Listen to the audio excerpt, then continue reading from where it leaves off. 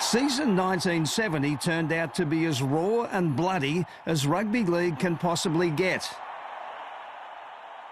In the course of the first Australia-Great Britain test in Brisbane, prop Cliff Watson introduced the phrase Liverpool kiss into league's lexicon via a stunning headbutt on Australian prop Jim Morgan. Jimmy and I came into contact and Jimmy sort of came up and sort of gave me a bit of a nudge on the nose with his head. So I thought, well, I shouldn't get away with that, so. Finally settled in the dying minutes. I remember it was hanging at 18-17, and you know, there was a bit going on. Dougie Lawton made a bit of a break, and I just happened to be on his shoulder, and he just popped the ball up, and I went, I think, 30 or 40 yards and got into the corner there, and that won the Test series. And 5 months later, the nations clashed again in the World Cup final. Dubbed the Battle of Leeds, the Kangaroos upset Britain 12-7 in another brutal encounter condemned for its violence. Expected to win, and we played at Headingley, and Billy Smith and a bloke called Sid Irons was sent off, and you know, that was when we had the blood running down their legs, and you know, where Billy had a big chunk out of his leg, and John O'Neill had a boot full of blood with a big hunk of skin out of his knee, and he wouldn't go off.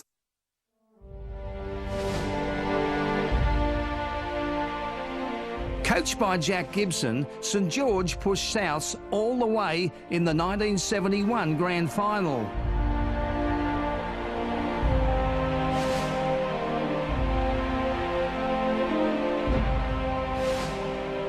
Off the field, Balmain's Test forward Dennis Tutty took on his club and the league for the right to freely negotiate with rival clubs.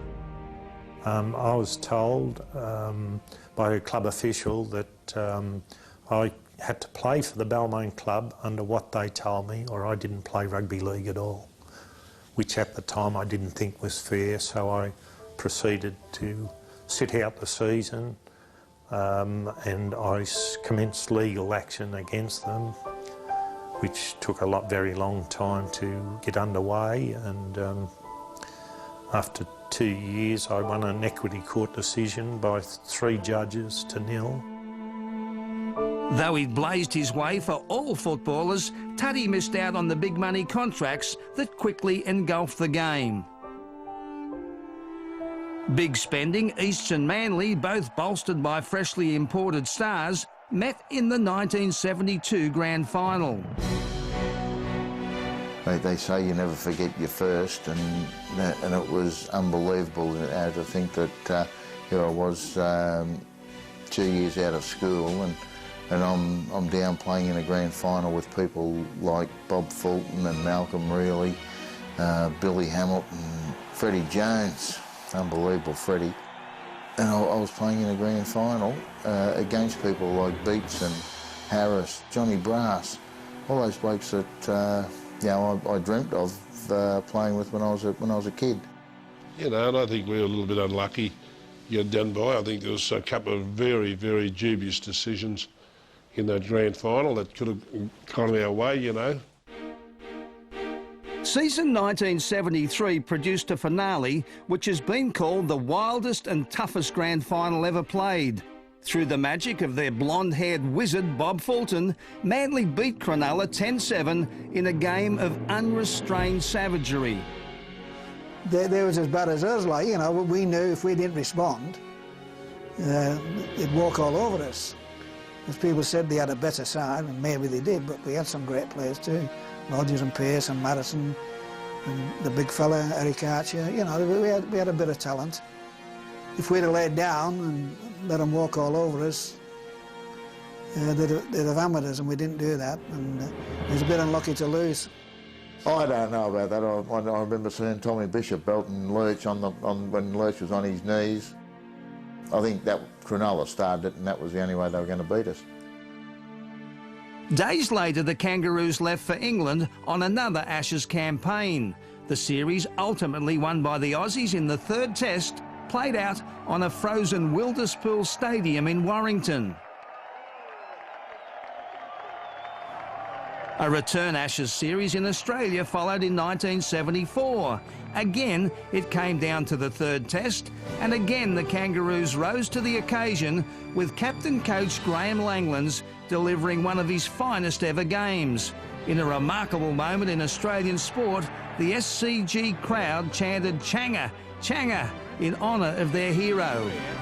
Graham Langlands over 100 points in Test rugby league matches against Great Britain. On the club scene, Eastern Suburbs, under the astute guidance of master coach Jack Gibson, were setting a new standard of professionalism. The Roosters were untroubled in winning the 1974 grand final 19-4 over Canterbury.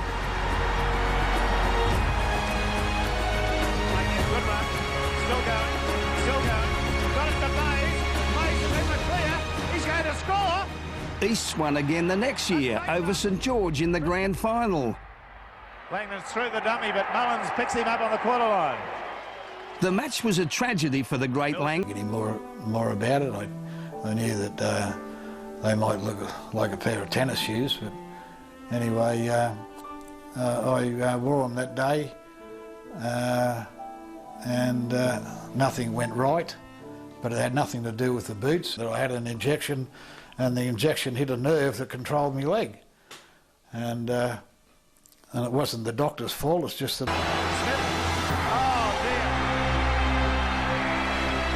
Inches of bringing off a daring tactical ploy devised by coach Terry Fernley when a flying wedge drive by the Parramatta forwards ended right on the Manly try line. The move was subsequently outlawed. Parramatta winger Neville Glover dropped a ball that may have won the Eels their first grand final. That's something that is sad in a way, that Neville Glover is always remembered for the ball he dropped and not for the player he was. For the Interstate Series of 1977, New South Wales took two halfbacks to Brisbane, the old warrior Tom Raudonikis and the rookie from the bush, Steve Mortimer. The pair of them roomed together at the team hotel. Anyway, he put his bags on the double bed and he said, "That's my bed." He said, "Yours is a little one." I said, "Hang on, mate." I said, "You know what you're saying?" I said, "I'm the current Australian halfback." He said, "I don't care, I'm number one here, you're around the corner." And I said, "Is that right?" He said, "Yes, it is." I went to the window, I opened the window up, and seriously, I grabbed his 3 bags, his father warned him, and I threw them straight out the window into the traffic. And I absolutely was worried. Not so much getting belted, but what's Mum going to think if I lose the hankies, the singlets and the undies? So anyway, I hang on there, prepared to get belted. I said, "Tommy," I said, "why don't we smoke the peace pipe?" I turned around, the kid is there with his mouth agape, looking like that, and I tell you what too, kid, I said, "I'll have a cup of coffee." You know what he said to me, Graham? "How many sugars?" And that is a true story. He's pretty tough, he takes it black, no milk, no sugar. A very valued lesson in life. A nervous Mortimer played the first half of Game 2 in Brisbane, but when New South Wales trailed 13-2, coach Terry Fernley replaced him with the fiery Raudonikis. Within minutes of his arrival on the field, Raudonikis sparked a brawl which turned the course of the match. New South Wales won 14-13.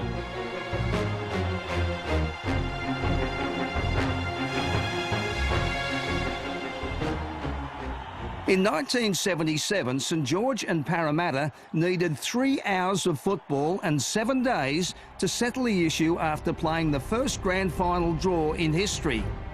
We were very short of players, and like after the game I just sat them down and I said, "You know, we didn't lose today. I said, but we'll win the next time." I said, "We just run out of time. A few more minutes and we might have won it, like, you know." But we were lucky trying to miss the bloody goal, like, you know.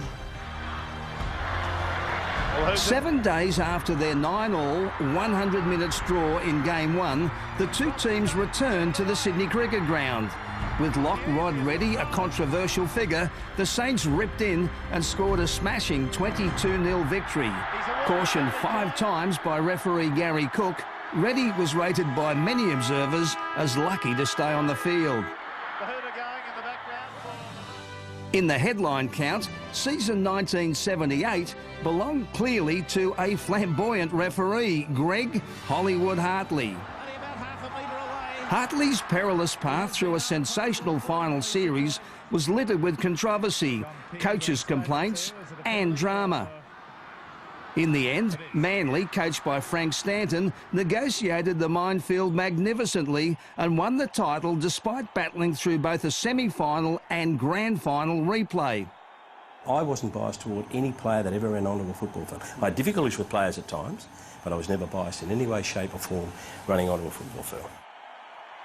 In 1978, for the second year in a row, the Sydney Grand Final ended in a draw. Manly and Cronulla 11-all. Following Manly's 16-0 win in the replay, Sharks coach Norm Provan fumed publicly over referee Hartley's performance. Later, he recalled a conversation he had with Gibson. I was sitting on the sideline. Jack Gibson came out and he said, "I'm going home, you're not going to win this." So that was early in the game. So Jack was a fairly good judge. I'll leave it at that.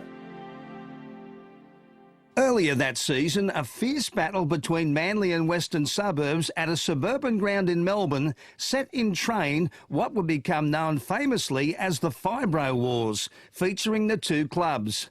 It would grow into Rugby League's version of the Culture Wars, the Silvertails, Manly, versus the Fibros, Wests. There was a pharmacist who owned premises at Burwood, and he would go on Saturday mornings and he'd dress up in a coat and tie and he'd look quite resplendent, and then he would leave the surgery at 12 o'clock and race home to his Burwood home where he'd get out of it and he'd put on a boiler suit and he'd go and stand on the hill at Lidcombe Oval with two slats of Fibros nailed together at the bottom and open and close them in the form of a V for victory. So, I mean, it was something that the fans attracted the fans as well. The battle for the Ashes in 1978 went down to the wire, with the Kangaroos and Great Britain 1-1 when they met in the decider at Headingley. But that day, Bob Fulton's Roos cut loose for a devastating 23-6 win. In 1979, the old rivalry between Australia and Great Britain seemed light years away when the touring British performed meekly in the tests and were beaten 3-0, the first whitewash they'd ever suffered. First try to Australia. The man of the match is Mick Cronin, and why not? 18 points out of 24 in this test, and a magnificent 10 out of 11 in Brisbane. Mick, congratulations. Thanks very much, Ray.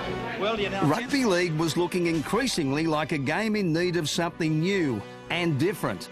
By the end of the 70s, interstate football was on its knees, and great battles of earlier times were by then no more than a fading memory. Wealthy New South Wales now had most of the best players, and crowd interest in the annual matches had ebbed away. You know, I'd pushed for the concept of state of origin for a long time.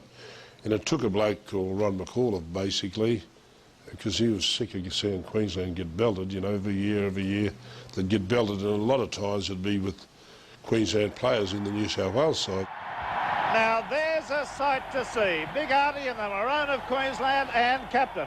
Well, with perfect timing, the men at the top in Rugby League, headed by Ron McAuliffe and Kevin Humphreys, came up with the game's great shining idea of modern times.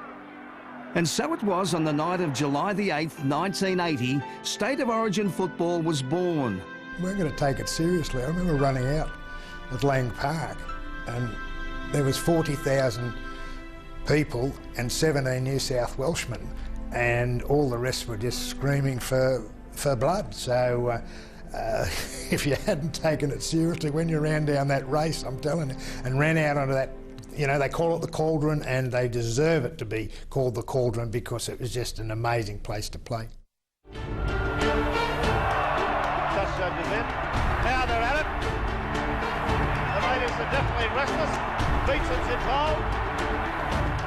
Nicely to close. Close accelerates and does beautifully. Right through the gap. He's been beating pointless. It's under the post for him. One to the right.